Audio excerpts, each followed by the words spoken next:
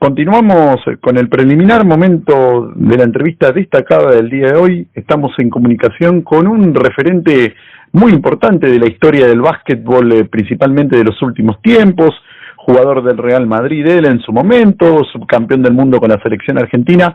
Hacemos referencia a Lucas Victoriano, quien amablemente nos aguarda del otro lado de la línea.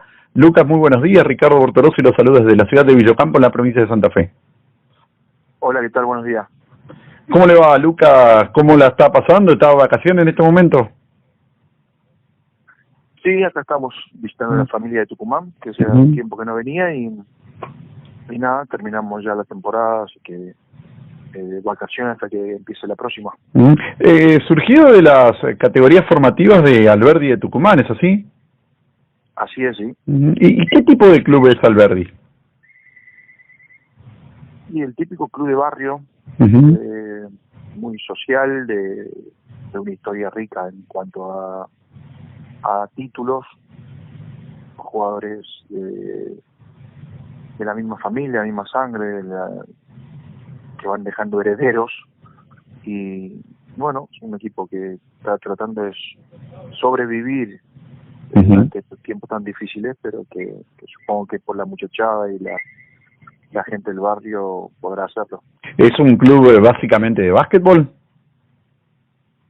Sí, es de básquet. ¿Es verdad que su mamá jugaba al básquetbol, incluso llegó a conformar una selección tucumana?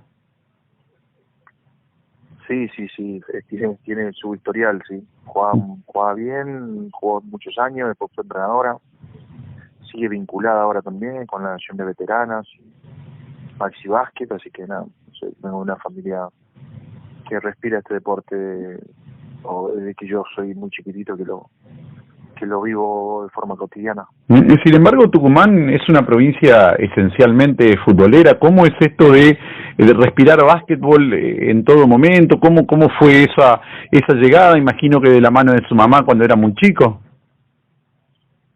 Sí, bueno, el barrio es un poco... Tenemos un club de fútbol también, que se llama Tucumán Central, donde nació futbolísticamente uno de los referentes y amigos del barrio como Juan Grupo Biesa, que jugó en Boca y bueno, un jugador muy importante. Pero bueno, el club está dando la vuelta, hay muchísimo doble deporte, hasta que bueno, se va convirtiendo o digamos prestándole más atención a uno que por ahí tenemos un poco más de facilidad, así que nada, me parece que fue todo muy natural. Claro. Mi familia, mis primos, mis tíos, todos iban al Club del Verde, así que creo que no tenía escapatoria. Y de muy chico le tocaba a veces jugar en distintas categorías, muchas veces suele suceder que aquel que se destaca termina jugando contra compañeros y contra rivales más grandes que uno. Sí, eso pasa así. También por un poco de escasez de personal, también un poco por calidad, por necesidad. Uno termina jugando en diferentes categorías. Bueno, eso también te enriquece mucho porque con 11 o 12 años estás jugando en 3 categorías diferentes y en 3 posiciones diferentes de la cancha. Así que es rico también esa escasez que no está buena, digamos, ¿no? Porque en una organización, yo qué sé, por ejemplo, después yo conocí Europa y un chico de 13 años juega con un chico de 13 años. Claro. Y un chico de 14 juega con un chico de 14. O sea que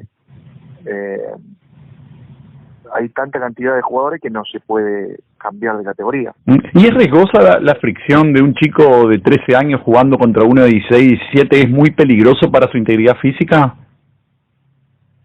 Depende también cómo esté criado y cómo la costumbre y cómo lo protejan. Pero me parece que 13 sigue muy chiquito y yo jugué con 14, 15 años de la primera división y sí que fue duro la parte física. Pero bueno, estaba un poco acostumbrada a los partidos que hacíamos en el club, todos mezclados. Por lo tanto no tenía temor. Y si bien es cierto que ahora voy y veo, yo que sé, una categoría U15 y yo me imagino que a esa edad yo estaba jugando en primera, o sea que no es fácil. Lo viví con naturalidad, pero no era normal.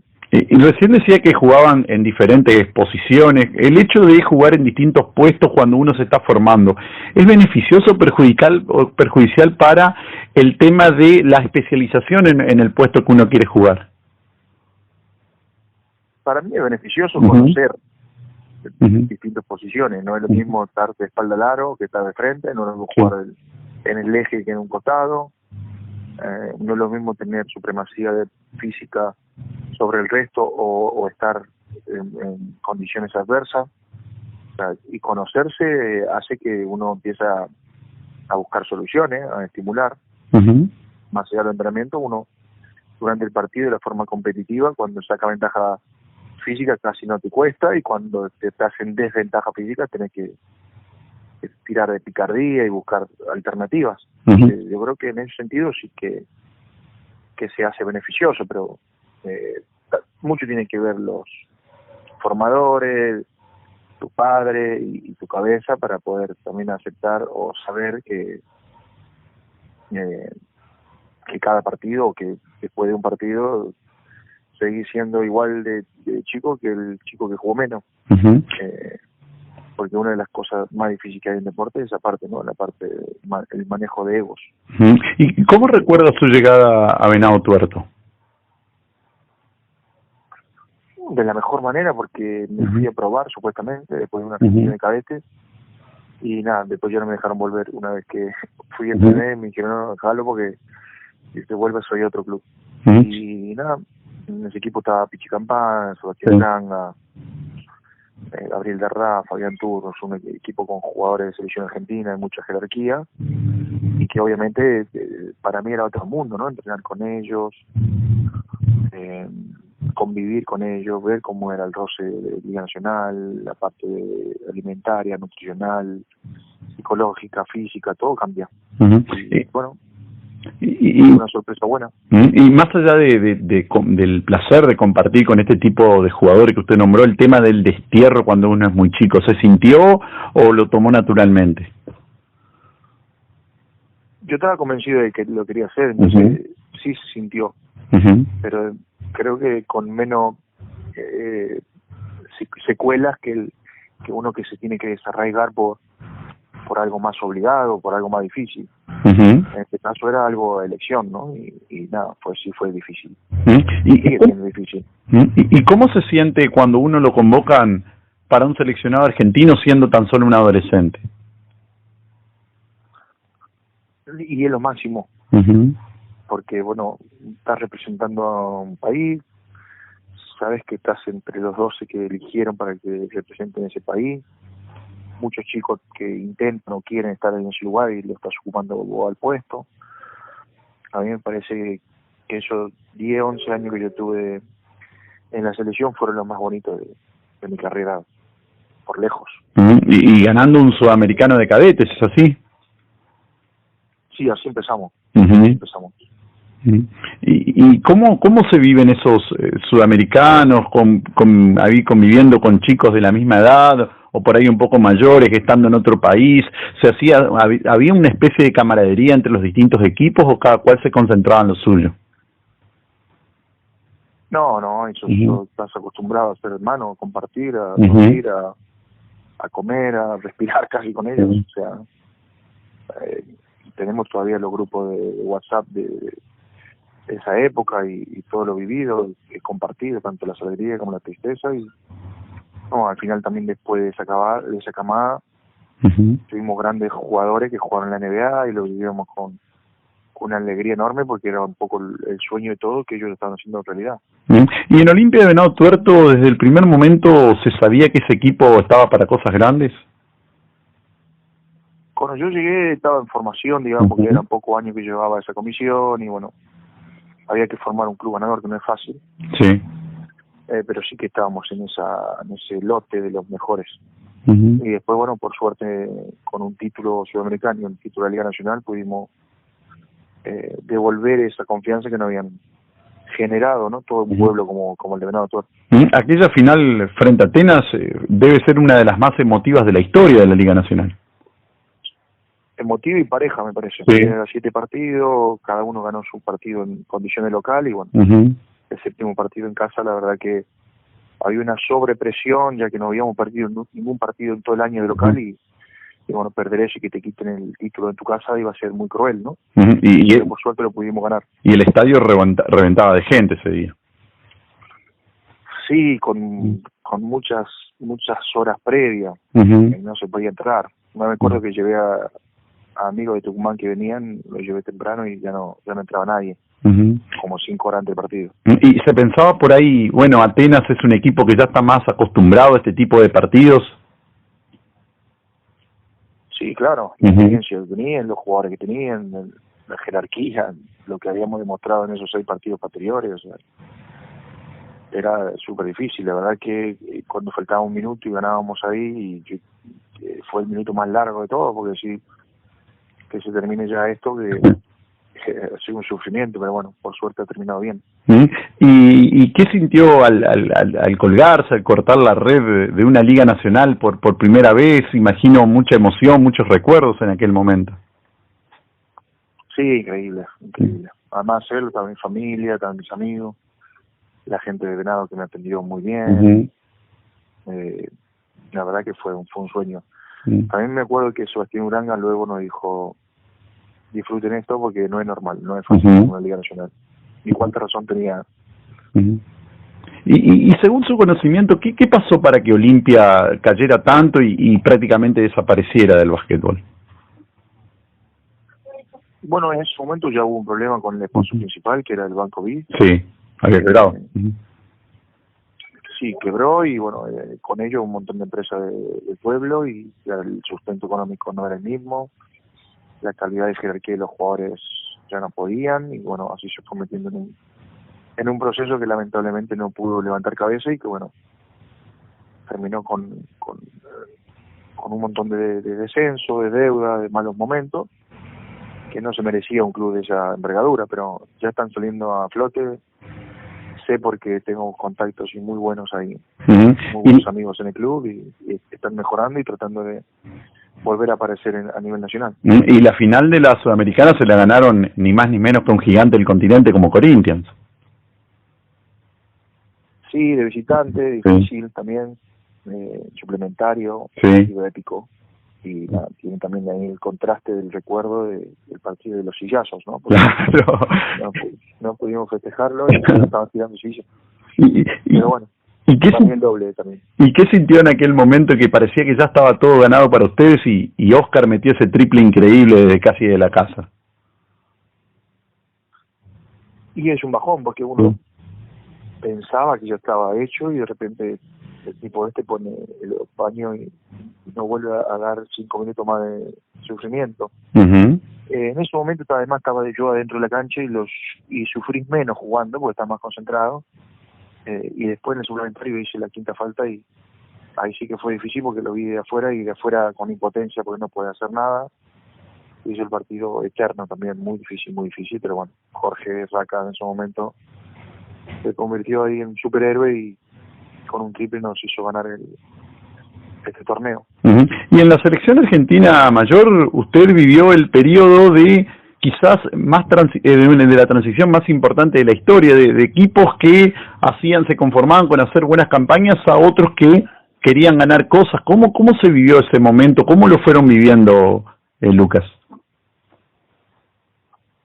No, también lo vivimos con naturalidad. Yo creo que todos queremos ganar cosas. Sí. La situación era que, bueno, generacionalmente llegó una camada que por posición decía: a ver, ¿quién es el mejor 5 que Roberto? No hay. ¿Quién es el mejor escolta que Ginóbili? No hay. ¿Quién es el mejor 3 que Nocioni? No hay. ¿Quién es el mejor 4 que Escola? No hay. O sea, justamente coincidió que todos los jugadores de esa camada se juntan en una selección. Claro. Entonces parece o minimiza el trabajo de los demás jugadores, compañeros o excompañeros que realmente tenían talento, jugaban bien, pero bueno, no les alcanzaba, ¿no?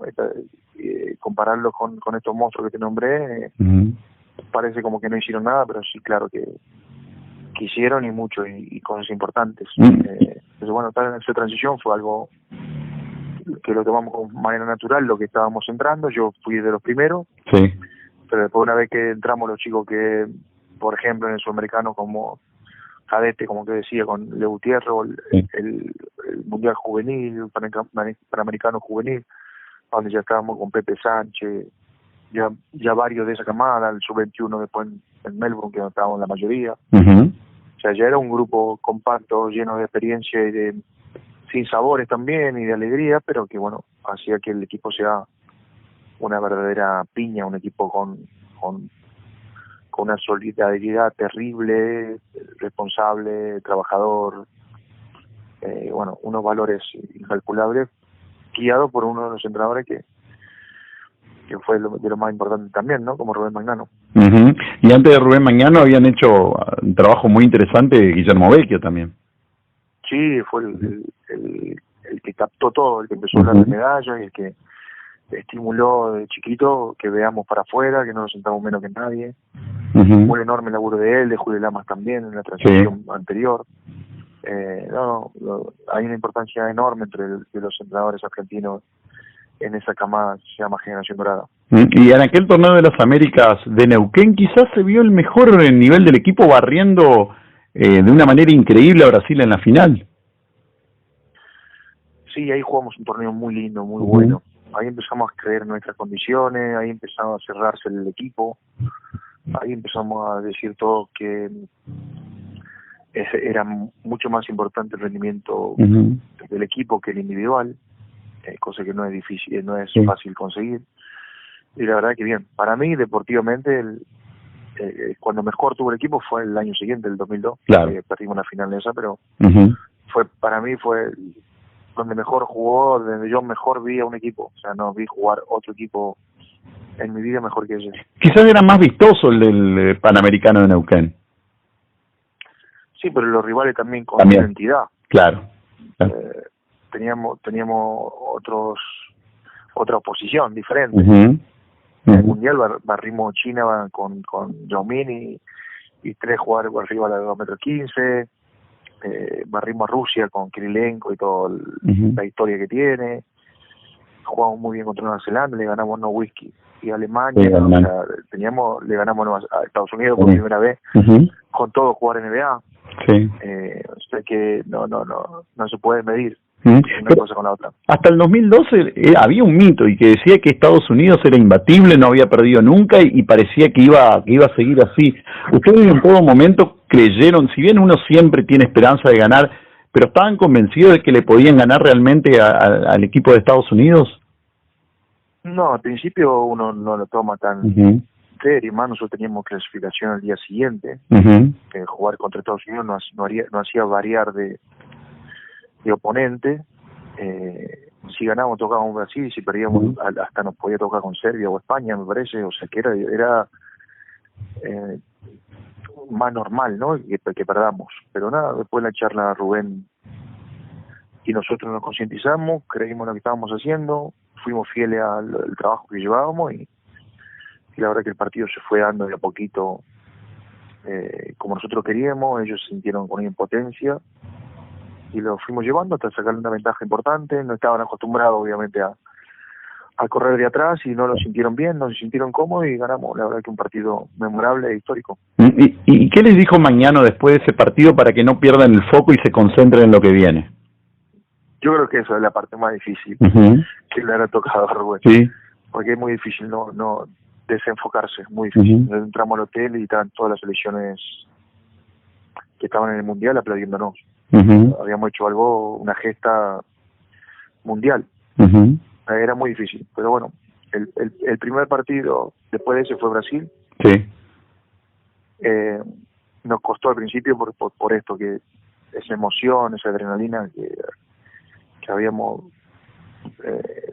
reventado el hotel y después el traspartido, nos costó al principio, pero después bueno, ya jugó un partidazo y nada, nos fuimos también llevando a nuestro terreno a Brasil hasta que el segundo tiempo lo pudimos romper. Y respecto a la final frente a Serbia, ¿qué es lo que más le quedó bronca a ustedes? ¿La forma en que lo perdieron después de ir ganándolo casi todo el partido o el error arbitral sobre el final?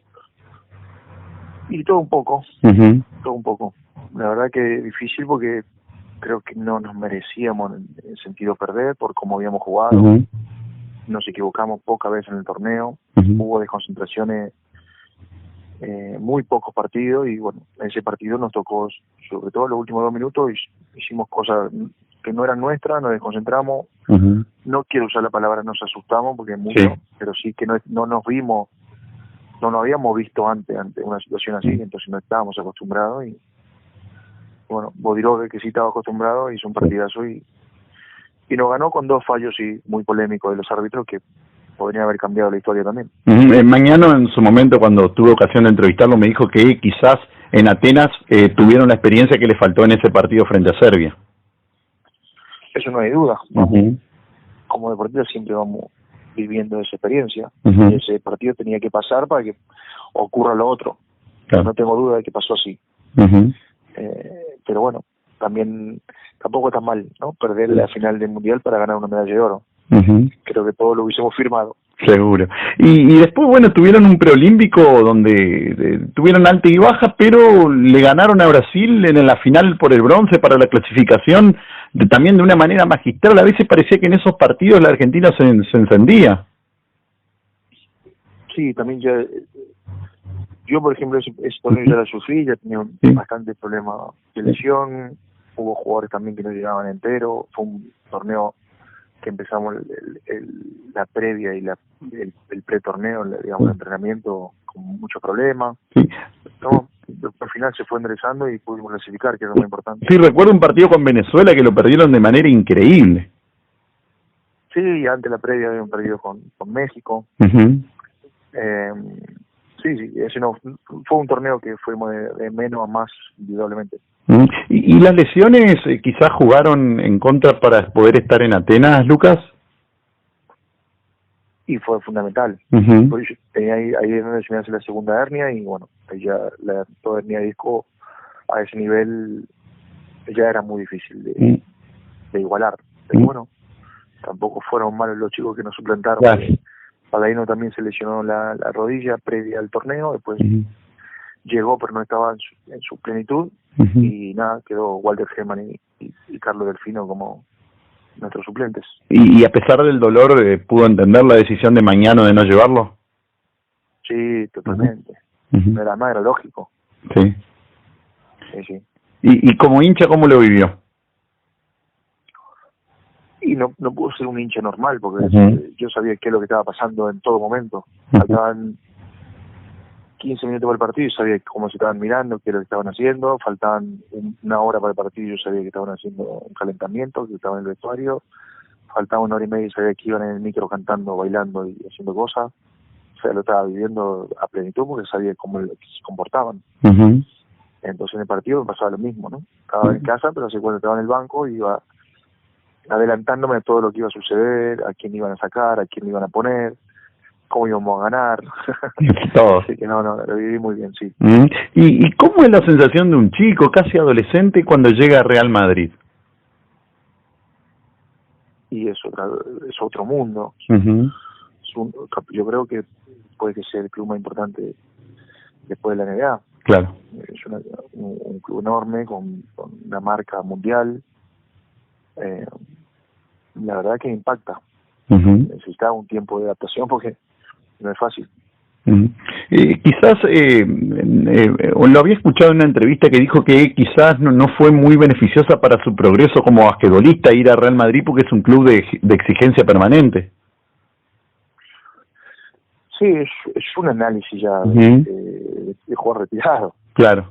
Que lo ves desde lejos y claro, el diario del lunes uno es un poco más experto. Claro, ¿cómo resistirse a Real Madrid? Sí, era imposible, muy difícil. No, en su momento me mandó por ahí y bueno, fue el camino que elegí, que tomé, que no me arrepiento, tuve experiencia de todo tipo y bueno, fue por ahí, capaz que haciéndolo por otro club con otra participación, con menos exigencia, con Real Madrid tenía ganas todos los días. Claro. Con más tranquilidad hubiese crecido un poquito mejor, pero no me arrepiento, repito. ¿Y qué diferencias sustanciales usted notó respecto a la Liga Nacional en la que usted estaba jugando con el primer nivel europeo? Sí, son hábitos de competencia, son situaciones más extradeportivas que deportivas. manera de viajar, de entrenar, de vivir, situaciones de comodidad, con 3 o 4 fisioterapeutas, o sea, nutrición, con otras cosas diferentes, gimnasio de primera generación. O sea, jugando cambia un poco, pero bueno, es el mismo deporte. ¿Y se vive muy distinto el básquetbol jugando en Real Madrid que jugando en equipos como el Lleida o Zaragoza? Sí. Parece otro deporte. ¿Sí? ¿En qué sentido principalmente? En ese. En Madrid tenés que ganar todos los días. Claro. Además de ganar bien, tenés que competir con tu compañero y competir con otros 20 que quieren, el año que viene están en el lugar tuyo. ¿Y se cruzaban por ahí con lo de la... Sí, perdón, escucho.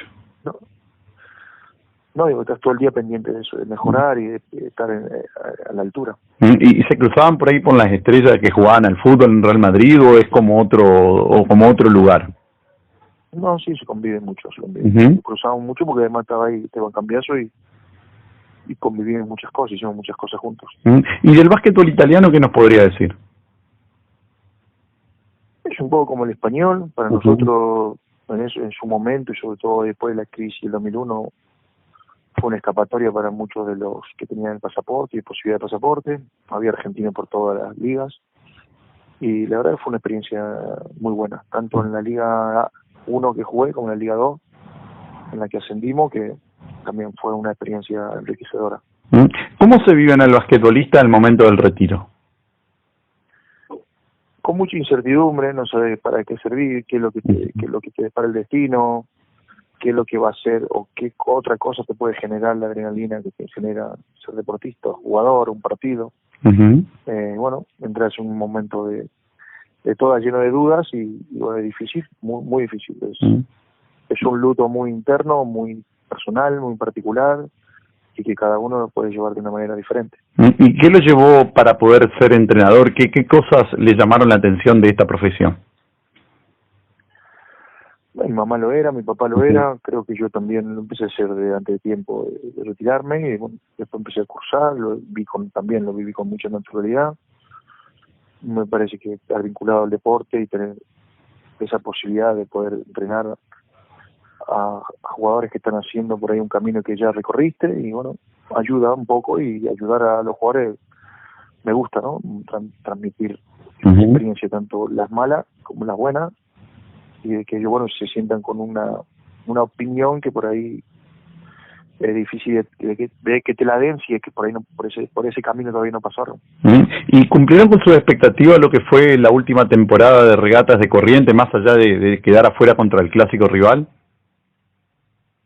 Sí, haciendo un balance general, estamos por arriba de nuestra expectativa. Por nuestro presupuesto, por qué es lo que se apuntaba a principio de temporada, terminar tercero en la serie regular y quinto en la liga es muy, muy meritorio. Pero bueno, tiene ese lunar, ¿no? Que es quedar eliminado con un rival, con un clásico. Claro. Pero en líneas generales lo hubiese firmado a principio de temporada. Y ahora, ¿cuál sería el objetivo? Si bien hay que rearmar el plantel, hay que ver con qué presupuesto se cuenta, pero ¿cuál sería el objetivo ahora como técnico de Regatas? No, yo no soy de Regatas. No, estamos viendo a ver, negociando para ver qué es lo que vamos a hacer el próximo año, y Regatas también está negociando para ver quién va a ser su entrenador. Sí, y bueno, ahora esperar alguna oferta, espera del básquetbol nacional, por ahí puede venir de afuera. Sí, exactamente. Esperar a ver cómo se desarrollan los acontecimientos y bueno, y después de eso sentar con mi familia, con mis agentes y ver qué es lo mejor para mi carrera deportiva y mi carrera como entrenador y bueno, a un momento de tomar esa decisión, empezar a trabajar nuevamente en lo que me apasiona, ¿no? Que es armar un equipo, formarlo, verlo entrenar, darle una identidad. Así que eso pasará en el equipo que sea y donde sea. ¿Quita motivación jugar sin público? En principio sí es muy raro, pero después te das cuenta que es también importante porque hay muchas actividades que no volvían, nosotros pudimos volver, hacer lo que nos gusta, salir de la cuarentena que fue muy muy difícil para todos y bueno, estar agradecido también hacía que disimulen ese tema no podés compartirlo con gente en las canchas. Y para ir terminando, Vecchio me dijo el año pasado que va a ser muy difícil que Argentina en los Juegos Olímpicos repita el nivel que mostró en el Mundial. ¿Cómo lo ve usted, Lucas? Soy malísimo prediciendo, porque yo pensaba también que en el Mundial no íbamos a pasar de cuartos. Bueno, en realidad sorprendió a todos. En realidad sorprendió a todos el nivel. Sí. Bueno, me gustaría que pase lo mismo. Que yo diga que no vamos a pasar a semifinal y que podamos pasar a la final del Juego Olímpico. Entonces diga que vamos a quedar fuera en primera ronda, entonces. Claro. Y imagino que, bueno, todos lo vivimos con mucha alegría y aparte de la sorpresa, el nivel de Campazzo, de Deck, la verdad que fue realmente sorpresivo para bien, es decir, muy lindo, es decir, fue muy emotivo incluso. ¿Cómo lo vivió usted el año pasado eso, en 2019 en realidad? No, muy bien, porque se veía un equipo comprometido, que te identificaba, que eras rápido de querer, tenía ese estilo y ese ADN totalmente Generación Dorada, y bueno, la verdad que lo disfruté. Y quizás en la final con España quedó la sensación, si bien ya es mucho más de lo que uno esperaba, pero que como que quedó la sensación de que un poquito más pudo haber hecho la selección. No sé, aquí me quedó esa sensación, a mí no. Yo vi que España lo pasó por arriba en el sentido físico y estratégico, y bueno, jugó mejor y se mereció ser campeón, pero no veo ni un poquito que el equipo se haya quedado con nada, se vació y hasta ahí llegó. Muy bien, entonces, Lucas, le agradezco mucho por este contacto, le voy a desear que pueda transitar de la mejor manera estos difíciles momentos que estamos viviendo, y bueno, y que vengan todos los éxitos para lo que emprendan y que pueda conseguir rápidamente un club para poder desarrollar lo que a usted tanto le gusta. Muchísimas gracias, mando un saludo. Un abrazo muy grande, hasta luego. Lucas Victoriano pasó por los micrófonos de El Preliminar. Muchas gracias.